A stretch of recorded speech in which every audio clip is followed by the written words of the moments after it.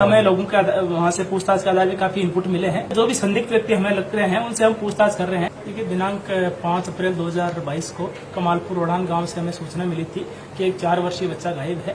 उसके बाद में वहां के परिजनों ने किसी बाबा पे शक किया था। पुलिस ने बाबा से पूछताछ भी की थी, उसकी भूमिका हमें प्राइमा फेसिया नहीं मिली थी। उसके बाद में परिजनों के बयान पे इंद्री थाने में धारा 365 आईपीसी के तहत हमने मुकदमा दर्ज किया था और गांव के आसपास में सर्च अभियान शुरू किया था। अगले दिन सुबह बच्चे की जो डेड बॉडी है वो एक शेड के ऊपर मिली थी। उसका मेडिकल बोर्ड के द्वारा पोस्टमार्टम एग्जामिनेशन करवाया गया। पोस्टमार्टम रिपोर्ट के अनुसार जो डेथ है वो स्ट्रेंगुलेशन की वजह से हुई है। जितनी भी केस प्रॉपर्टीज थी जो या डॉक्टर ने जो भी पुलंदे हैंडओवर किए थे वो हमने एफएसएल लैब में एग्जामिनेशन के लिए भेज दिए हैं।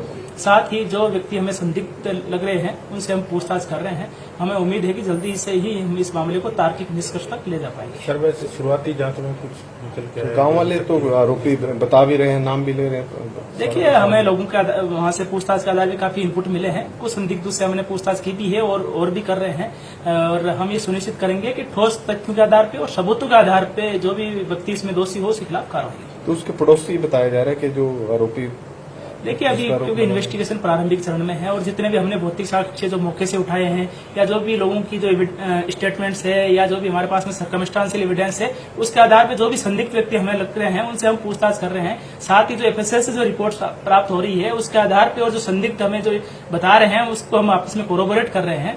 उसके बाद में सारे मामले का सत्यापन होने के बाद में हम इस मामले में तार्किक रूप से कुछ कह पाएंगे। कुछ लोग हिरासत में भी लिए हैं। देखिए, लगातार हम जो भी संदिग्ध व्यक्ति लग रहे हैं या जो भी मामले की थोड़ी बहुत जानकारी रखते हैं उससे हम लगातार पूछताछ कर रहे हैं। और जैसे ही एक बार मामला हम ये सुनिश्चित कर पाएंगे कि किसका क्या भूमिका थी और कितनी भूमिका थी और सबूतों के आधार पर हम चीज को कह पाएंगे। तो लगता है आज 5 दिन हो गए, 3 दिन हो गए डेड बॉडी में, तो उसमें कोई रंजिश का मामला सामने कोई आया? देखिए, हम इस मामले के अलग अलग एंगल से जांच कर रहे हैं। जो परिवार के जो परिजन है वहाँ के जो मृतक है वो भी हमसे मिले थे और हमारे लगातार संपर्क में है। मैंने उनको आश्वासन भी दिया है कि हम ठोस तथ्यों के आधार पर और सबूतों के आधार पर इस मामले में जो निष्पक्षता से कार्रवाई सुनिश्चित करेंगे और जल्दी कार्रवाई सुनिश्चित करेंगे। तो कब तक संभावना है सर इस पे खुलासा होने की? देखिए, हम ये सुनिश्चित कर रहे हैं कि इस मामले में जल्दी से जल्दी पटाख से हो ताकि जो पीड़ित परिवार है उसको न्याय मिल सके। Thank you. हमें लोगों का वहां से पूछताछ के आधार पे काफी इनपुट मिले हैं। जो भी संदिग्ध व्यक्ति हमें लग रहे हैं उनसे हम पूछताछ कर रहे हैं। देखिए, दिनांक 5 अप्रैल 2022 को कमालपुर ओढ़ान गांव से हमें सूचना मिली थी कि एक 4 वर्षीय बच्चा गायब है। उसके बाद में वहां के परिजनों ने किसी बाबा पे शक किया था। पुलिस ने बाबा से पूछताछ भी की थी, उसकी भूमिका हमें प्राइमा फेसिया नहीं मिली थी। उसके बाद में परिजनों के बयान पे इंद्री थाने में धारा 365 आईपीसी के तहत हमने मुकदमा दर्ज किया था और गांव के आसपास में सर्च अभियान शुरू किया था। अगले दिन सुबह बच्चे की जो डेड बॉडी है वो एक शेड के ऊपर मिली थी। उसका मेडिकल बोर्ड के द्वारा पोस्टमार्टम एग्जामिनेशन करवाया गया। पोस्टमार्टम रिपोर्ट के अनुसार जो डेथ है वो स्ट्रेंगुलेशन की वजह से हुई है।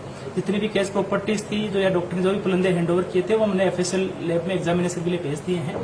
साथ ही जो व्यक्ति हमें संदिग्ध लग रहे हैं उनसे हम पूछताछ कर रहे हैं। हमें उम्मीद है कि जल्दी से ही हम इस मामले को तार्किक निष्कर्ष तक ले जा पाएंगे। सर, वैसे शुरुआती जांच में कुछ निकल के गाँव वाले तो आरोपी बता भी रहे हैं, नाम भी ले रहे हैं। देखिए,